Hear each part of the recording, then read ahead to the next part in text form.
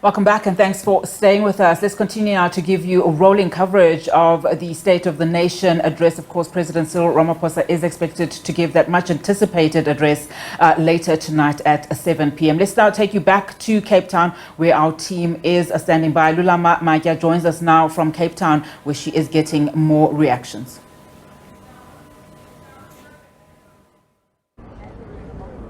Welcome back to the City Hall. It's a parliamentary precinct. It has been declared that until the Minister of Finance, Enoch Godongwana, delivers the budget speech for 2024. I am joined by the IFP National Spokesperson and SCOPA Chairperson, Mkhuleko Hlengwa. Mr. Hlengwa, welcome to the SABC. Thank you much. Good morning, Sister Lulama, and to the viewers as well. The IFP's expectations for SONA? There's no expectations.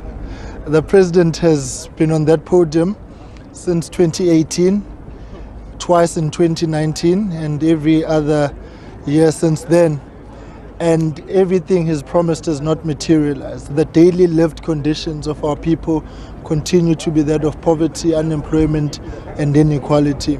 You look at crime, you look at load shedding, you look at the challenges around road infrastructure, water infrastructure, the collapse of PRASA, the collapse of Transnet. All the markers for development and an improved lives of our people speak to a president whose success is next to zero. So there's nothing that he's going to say on that podium which is going to inspire confidence that he knows what he's doing, that his administration knows what it's doing.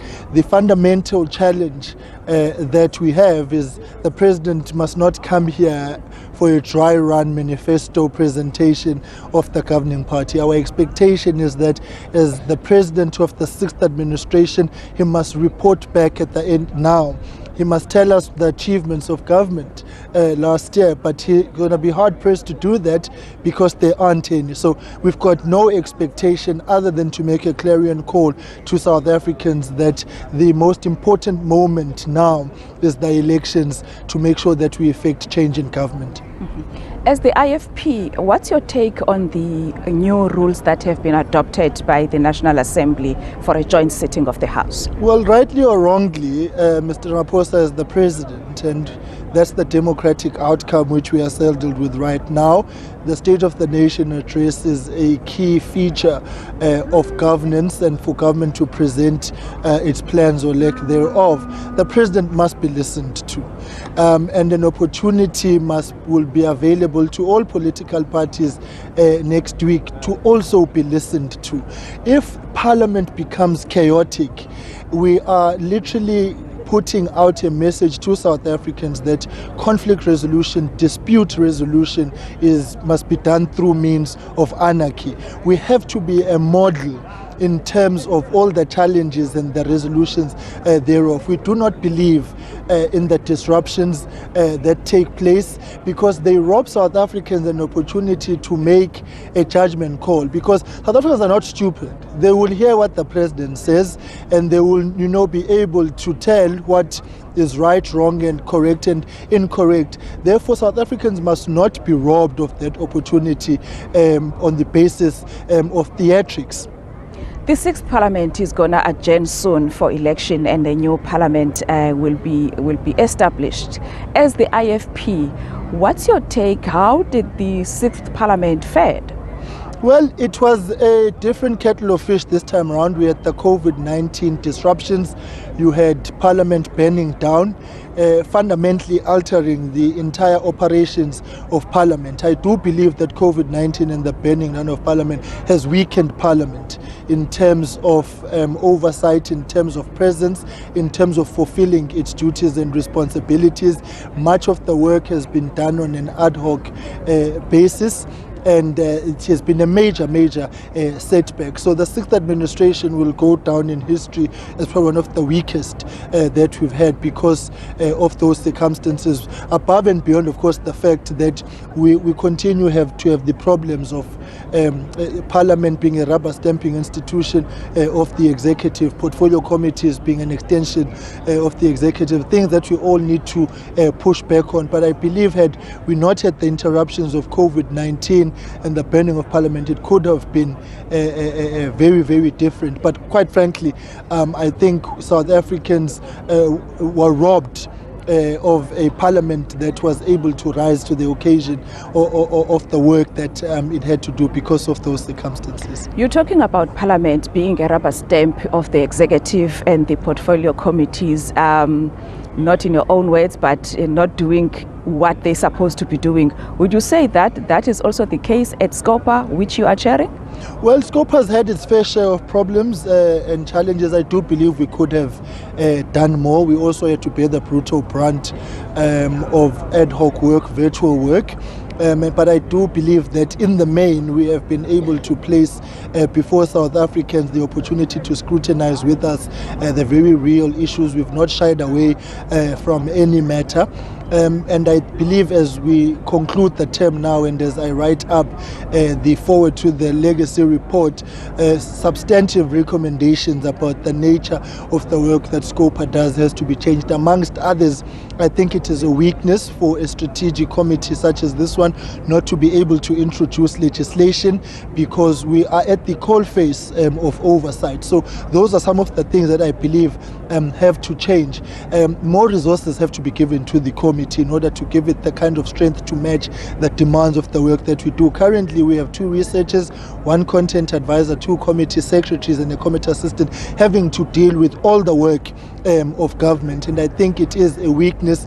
We continue to share legal advisors with other committees and so on. So I think Parliament will have to do better in resourcing and capacitating this committee. The other element, of course, is that the major weakness is for Parliament to complain about not having money, whereas since 1994, Parliament has not once changed the budget which it passes. So Parliament really can't blame anyone else other than itself. And I think this is political weakness and an absence of political will on the part of the governing ANC to be able to hold the bull by the horns, to give strength to Parliament. I think by design it's deliberate to weaken Parliament because it enables the House to fulfill mandates on the so-called party line, and very little scrutiny is available to be done. So we do need to change the entire value system and ecosystem of parliamentary operations in order to give it strength, in order for it to meet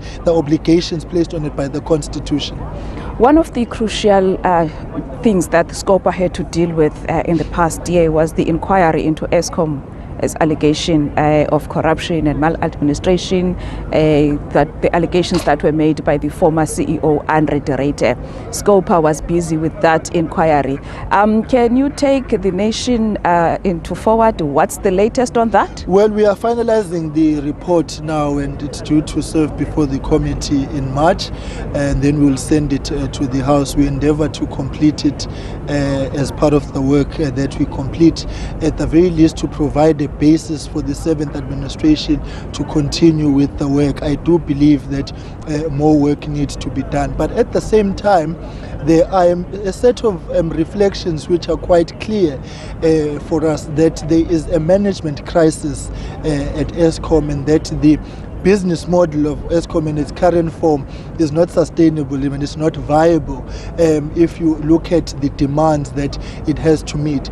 The major issue for us right now is an absence of consequence management in internal processes at Eskom on one hand, but also with the law enforcement agencies on the other. The NPA has been a major disappointment in the value chain of the work that needs to be done by law enforcement agencies to ensure successful prosecutions, recoveries to the state. And when we do commend the work of the SIU and believe that it needs to be supported, and it is my belief that a stronger working relationship between the SIU and Parliament is to the best strategic interest of service delivery, consequence management and recoveries to the state. Finally, of course, the allegations did come from Mr. Director, he who himself quite clearly was a failed CEO, and so he has to take a fair share of responsibility for his tenure